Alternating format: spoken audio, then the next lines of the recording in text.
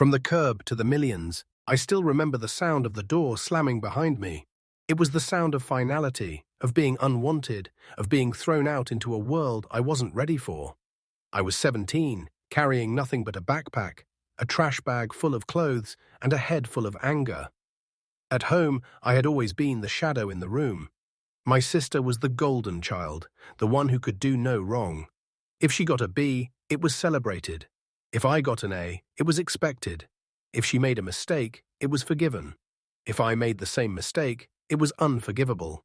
It didn't matter what I did. In my parents' eyes, I was always less. That favoritism ate at me. At first, I fought for their approval. Trying harder, studying longer, even bending myself into someone I wasn't just to be noticed. But no matter how much I gave, it was never enough. Then came the night everything fell apart. Another fight, another round of words where I was called ungrateful. A failure, a burden. This time, though, the words came with a command, get out. I left. I didn't beg. I didn't cry where they could see. But the truth is, once I was outside, sitting on the curb, the tears came anyway. I was just a kid, kicked out by the very people who were supposed to love me unconditionally. The first months were survival, couch hopping, sleeping in my car when I had one, working jobs most people looked down on just to eat. There were nights I wondered if I would ever be more than the failure they said I was.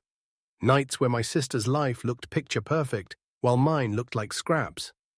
But somewhere in all that pain, something shifted. I realized I had two choices, to stay broken by what happened or to use it as fuel, so I chose the fire. I read books about business when everyone else was partying. I taught myself about money when I barely had any. I worked long hours, saved every dime, and when I finally had enough, I took risks. I failed more times than I can count. Lost money, lost friends, lost sleep. But every time I got knocked down, I got back up sharper, smarter, hungrier. Slowly, things started to change. I built small businesses, learned how to invest, and turned side hustles into real income. I refused to quit, even when it hurt. Years later, the same kid who was thrown out with nothing had built a life worth millions. Here's the twist. The money didn't heal me. What healed me was the realization that I never needed their approval in the first place. I was never less. I was never the failure they painted me as. I was simply the one who had to take the hard road to discover my own strength. Now, when I look back, I don't see that slammed door as the end. I see it as the beginning. Because being kicked out didn't destroy me. It forced me to become unstoppable.